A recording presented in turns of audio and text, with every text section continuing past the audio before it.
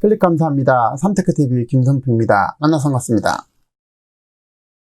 이번 시간은 뭉치던 몰리는 꼬마 빌딩, 무너지는 자영업 골목상권, 상가 공실률 65% 폭증, 상가 투자 정말 조심하자, 공실 상태 계속되면 경제 파탄은 물론 영혼까지 털린다. 함께 마스크 코로나 차단 효과에 대해서도 함께 알아보도록 하겠습니다. 마스크 코로나 차단 효과 어느 정도 될까요? 직접 실험해봤는데요. 자, 꼬마 빌딩. 자, 뭉치던 몰리는 꼬마 빌딩입니다. 병들이 목작 골목까지 건물까지 이렇게 씨를 말리고 있다는데요. 상가 투자는 매우 조심해야 됩니다. 공실 몇 개월 넘겨서 계속되게 된다면 피눈물 흘리게 되고 파산으로 치닫게 되죠. 상가 공실이 부른 벼랑 끝 위기. 상가 공실률 역대 최고치. 상가 투자 이래서 위험합니다. 자, 무너지는 자영업 상가 공실률 역대 최고치다. 전재산 수사 2년째 이자만 내고 있다. 그야말로 초상집이다. 자, 2년은 아무것도 아니죠. 2년, 5년 이렇게 계속될 수 있고 10년도 이렇게 될 수가 있습니다. 자, 그랬을 때 경제 파탄은 물론 영혼까지 털리게 되는데요. 이렇게 빈 상가들이 참 즐비하고 넘쳐나고 있습니다. 자, 코로나에 따라서 마스크에 대해서 이제 실험하고 연구한 결과가 나왔다는데요. 자, 미국 의료인용 N95 마스크를 올바르게 쓰면 코로나 바이러스 흡입량을 80 내지 90% 정도 줄일 수 있다는 것을 입증한 연구 결과가 나왔다고 합니다.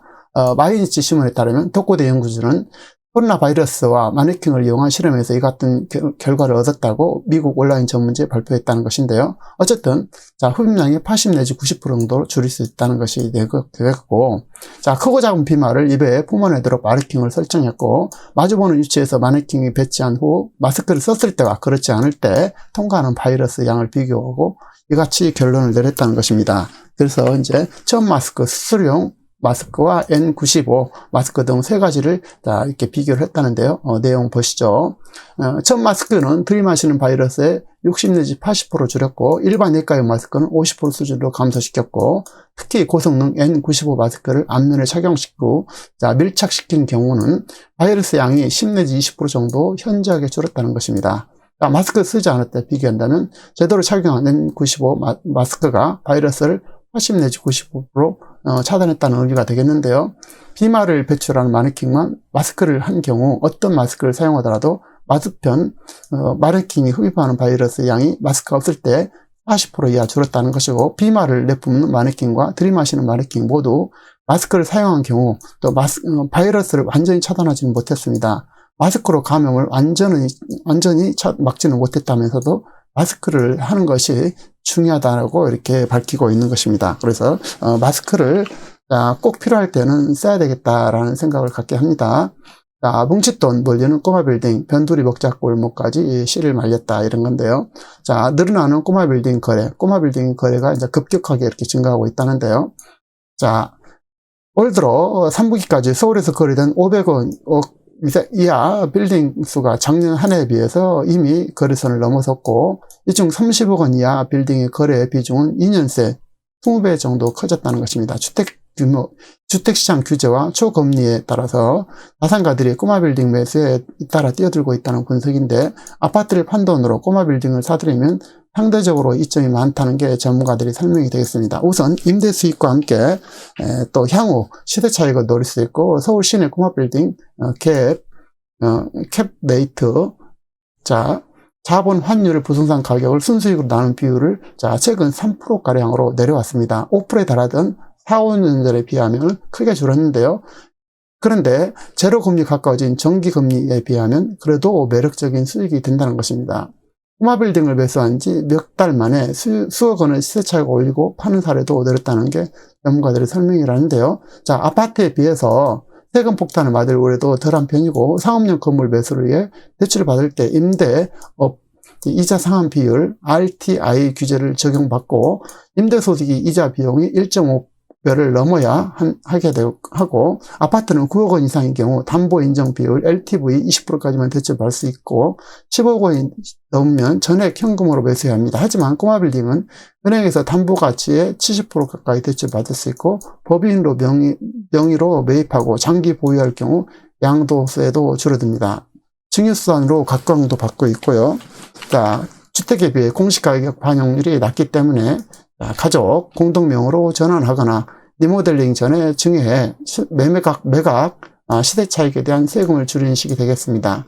국세청은 올 초 상속 증여된 소형 빌딩 중 시가 기준가의 차이가 큰 건에 대해선 감정평가를 강화하는 계획을 마련했다는데요. 그러나 꼬마 빌딩을 살펴보기에는 역부족이라는 시각도 있습니다. 이렇다 보니 자산가들의 전통적인 투자 공식도 깨져서 통상 PB들이 자산가에게 추천한 공식 환급률은 부동산, 안전자산, 위험자산을 6대, 3대 1로 이렇게 하거나 5대 4대 1로 배분했다는 것인데, 그러나 최근에서는 안전자산 비중을 30%보다 낮은 순으로 내리는 자산가들이 늘고 있다는 것입니다. 한마디로 해서 안전자산의 비중을 좀 낮췄다는 거죠. 안전자산의 예금, 채권, 이자가 낮기 때문에.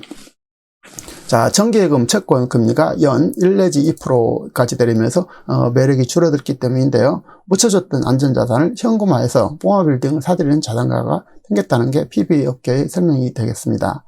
주식으로 돈을 돌리는 것도 리스크 관리상 한계가 있기 때문에 대체 투자처를 찾는 것이라는 것인데요. 주요 임차인을 병원, 커피, 프랜차이즈 등으로 채운 건물은 부르는 게 값이라는 말도 나오고 있고, 35원을 내놓은 매물의 호가가 매수자가 등장하자마자 5억, 10억 이상 올리는 사례도 잦아지고, 김 의원은 기존 건물주가 건물을 내놨다가 시중에 인기를 확인한 뒤 좀 더 보유하겠다면서 매물을 거둬들인 사례가 잦았다는 것입니다. 자산가들 사이에서도 서울 시내 전역으로 넓혀졌고, 자산가들의 시야도 서울 시내 전역으로 넓혀졌고, 대학가 주변 2, 3층짜리 상가주택, 노원구, 은평구 등의 먹자골목 일대 이면 도로 빌딩이 인기가 높고, 이동인구가 많은 각 구청 주변의 소형 빌딩 매수세도 상당하다는 게 업계의 설명이라는 것입니다. 매매착을 높이기 위한 용도 변경과 리모델링도 늘고 있고, 주택 개조를 통해서 유튜버를 위한 스튜디오를 만든다든지 모임용 대관 공실로 탈바꿈하는 등 투자도 활발하다는 설명이 되겠습니다. 상가 투자 정말 조심하자에 대해서 알아보도록 하겠습니다. 공실 몇 개월 넘겨서 계속된다면 그야말로 피눈물 흘리고 파산을 흘리게 되죠. 파산하게 되죠. 상가 공실 역대 최고치고 상가는 위험하다는 것인데요. 상가를 샀다가 3억을 날린 40대 공짜 정보는 믿지 말라. 전 재산 쏟아서 2년째 이자만 내고 있다. 그야말로 초상집이다라는 것인데요. 내용 세부적으로 살펴보겠습니다. 노우현 상가 점포 분양 이후 고단한 삶이 시작됐다. 이렇게 됐습니다. 연 12% 임대 수익 보장 유혹. 그러나 전 재산 1억 원의 대출까지 이렇게 떼안게 되고, 상가는 8년째 빈 상태라는 것입니다. 더 큰 걱정은 공실의 관리비인데요. 상가가 비었어도 관리비는 내야 합니다. 1층부터 3층까지 모두 빈 건물이 이렇게 있고요. 그래서 이 관리비 때문에, 보유세 때문에 무너지게 됩니다.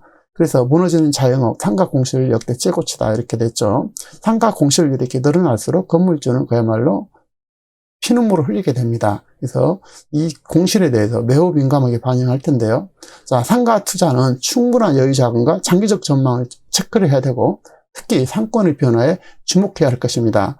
시대의 변화, 오프라인에서 온라인으로 옮겨가는 현상을 충분히 반영을 해야 되고, 그동안 상가 투자는 절대 불패의 부동산 투자라는 수식어가 붙을 정도로 안정적인 수익과 고수익을 얻을 수 있다는 대표적인 부동산 투자였는데, 그러나 상가 투자의 최대 적은 바로 공실이라는 것입니다. 그래서 공실이 됐을 때 그야말로 모든 것을 잃게 됩니다. 그래서 무슨역 개통, 임대 확정, 수익률 보장, 공실률 0% 이렇게 했지만 현실은 전혀 그렇지 않다는 거 꼭 기억하셨으면 좋겠습니다. 공실률 0%였던 서울 충무로까지도 7.2%로 급등했다는 것이고, 골목 상권이 이렇게 무너졌다는 것입니다. 그래서 서울 도심 공실률이 65% 폭증했다는 것이고, 노현역 공실률도 1%에서 12.5%로 12배 강남도 초토화되고 있다는 것입니다. 이런 변화를 꼭 잘 읽으시기 바라고요. 전국의 주요 상권 중대형 및 소규모 상가 공실률이 급등한 것인데, 소비층이 집중된 서울 도심권과 강남 지역에서도 경제 불황의 측면에서 중대형 상가 공실률이 최근 3년간 각각 65%, 84.7%로 급상승했다는 것입니다. 상권이 집중된 수도권에서는 그 피해가 뚜렷한데, 서울 중대형 상가 공실률은 2017년 1분기 6.5%였지만 2020년 2분기 7.9%로 21% 증가했고, 그중 서울 도심 지역은 5.0%에서 8.6%로 65%, 강남 지역에서는 44.7% 상승했다는 것입니다. 경기 지역의 중대형 상가 공시율도 2017년 1분기 6.5%에서 2020년 2분기 9.8%로 각 48.1% 상승했고, 소규모 상가의 경우 서울 영등포 신천 지역 공시율이 2.3%에서 4.7%, 그래서 110% 또 상승했고, 영세 상인들이 직격탄을 맞았고, 서울 전체 기준으로도 2.9%에서 4.2%로 42% 상승했습니다. 골목 상권도 초토화되고, 서울 논현동 등 중대형 상가 공시율도 1100% 이상 이렇게 급증했다는 것입니다. 자, 권역별 기준이 아닌 각 상권의 상가 공시율을 살펴보면 더욱 심각한데, 서울 충무로 상권의 중대형 상가 공시율은 2017년 1분기 0%대 있지만 2020년 2분기 7.2%로 늘었고, 소규모 상가의 경우 서울 장안동, 골목 등에서는, 목동 등에서는 0%에서 각각 17%, 17.3%로 늘었습니다. 상가 공시를 늘면서 골목 상권도 초토화됐고, 특히 서울 논현역의 중대형 상가 공시율은 3년 사이에 1.0%에서 12.5%로 1100% 이상 상승했다는 것입니다. 서민 경제의 근간을 이루는 자영업자의 삶의 터전의 주요 상권의 상가 공시율이 급격하게 악화되고 있고, 이는 최저임금 인상, 또 주 52시간 근무 등으로 실물 경제가 급속도로 악화된 데다 코로나 장기화로 자영업자들이 사재로 내몰리고 있다는 것이고, 결국은 최종적으로는 이제 건물주가 피해를 보게 되죠. 그래서 이게 전국의 분기별 공시율 추이를 보면 서울 같은 경우도 이렇게 끊임없이 공시율이 증가하고 있다는 것을 이렇게 볼 수가 있겠습니다. 전국 분기별 임대 가격 지수는 반대로 이렇게 올라갔다 다시 떨어지는 경우, 급격하게 떨어지고 있는 것을 볼 수가 있겠죠. 전국 서울 할 거 없이 이제 급격하게 임대 수익은 떨어지고 공실률이 높아가지고 이렇게 되는 거예요. 공실은 높아가고 임대율은 떨어진다라는 것입니다. 자, 절대 투자되지 않으면, 투자하면 안 되는 상가는, 유동인구가 적고 상가가 많아서 공실이 있거나 공실에 예상되는, 특히 통건물이 아닌 분양상가로서 구분상가, 공실 가능성이 1층 상가, 공실 가능성이 있는 1층 상가는 물론 2층 이상의 상가는 매우 주의를 해야 할 것입니다. 유동인구가 있어도 사람들의 시선과 발길이 닿지 않는 흘러가는 상가는 특히 주의해야 되는데요. 상권이라는 것은 여러분이 아시는 것보다도 훨씬 더 민감하고 또 민감합니다. 그래서 1m 차이가 상권을 변화시키죠. 자영업자 추이를 보면 끊임없이 이렇게 줄어드는 것을 볼 수 있습니다. 자영업자가 반대로 이렇게 늘어야 할 텐데 점점 줄어들고 있다는 것입니다. 570만에서 550만 명이니까 약 20만 명 정도가 이렇게 줄었다는 것이죠. 그래서 엄청난 자영업에 줄어든 것을 볼 수가 있습니다. 자영업이 줄으면 결국은 공실이 늘게 됐다는 것이고, 건물주는 그야말로 상대적으로 망할 수밖에 없겠죠. 무너지는 자영업 상가 공시율 역대 최고, 이거에 대해서 알아보도록 하겠습니다. 그리고 어떤 상가를 사지 말아야 될 것인지도 자세하게 말씀을 드리겠습니다. 1층 상가라도 계단이 있다면 매우 주의를 해야 됩니다. 계단이 매우 민감하게 됩니다. 그래서 계단이 만약에 있다면, 이런 계단이 하나 있다면 매우 조심해야 된다는 것입니다. 계단 하나가 1층의 높이라고 보시면 됩니다. 즉 2층이 된다는 것입니다. 계단이 예를 들어서 이렇게 두 계단이 있다 그러면 이것은 2층이 된다는 것이죠. 그만큼 계단이 민감합니다. 그래서 주차할 곳이 없어도 찾는 사람이 반 이상 줄게 됩니다. 주차 가능성과 주차 대수에 따라서 매출에 직접적으로 영향을 끼치게 되기 때문에 매우 조심해야 되겠고요. 다음은 경사길입니다. 경사길의 상가는 손님도 흘려버리고, 허름한 상가는 피하자라고 말씀드립니다. 아무리 인테리어로 멋있게 꾸며도 손님도 유입이 어렵고, 손만 많이 가죠. 이제 일손만 많이 간다는 것입니다. 돈이 많이 든다는 것이죠. 임대 수익 보장한다더니 억울하면 소송에 이렇게 나가죠. 그래서 공실들이 이렇게 다 비어 있습니다. 모든 상가들이 이렇게 수년째 비어 있으면 그야말로 경제가 초토화되고 그야말로 파산으로 치닫게 됩니다. 영혼까지도 털리게 되죠. 신축 상가의 분양 광고를 다 믿으면 그야말로 바보가 되는데요. 신축 분양 상가가 안정상권으로 자리 잡으려면 적어도 5년에서 길게는 10년 정도 소요됩니다. 그 긴 시간 동안 공실을 견딜 수 있는 경제력과 장사는 세상에 거의 없습니다. 이러한 현실을 모르고 상가를 그냥 막거나 인수한 사람은 그동안 모은 모든 재산이 파괴되고 심지어 영혼까지 혼미하게 된다는 것입니다. 마지막으로 주의할 것이 있는데요. 높은 수익을 낼 수 있다는 전문가라는 사람들의 얘기를 그대로 듣고 투자한다면 인생을 종치게 됩니다. 취득비용과 중개료, 공실 가능성, 관리비, 수리비, 보유세, 보유에 따른 의료보험 등과 또 특히 이자를 종합적으로 판단해야 할 것입니다. 아울러 갈수록 월세는 줄어들게 되고 여기에다가 이자까지 높아지게 된다면, 특히 공실 가능성이 있다면 쳐다보지도 말아야 할 것입니다. 공실일 때 본인이 직접 상가를 이용하겠다는 생각은 더더욱 꿈에도 생각하지 말아야 할 것입니다.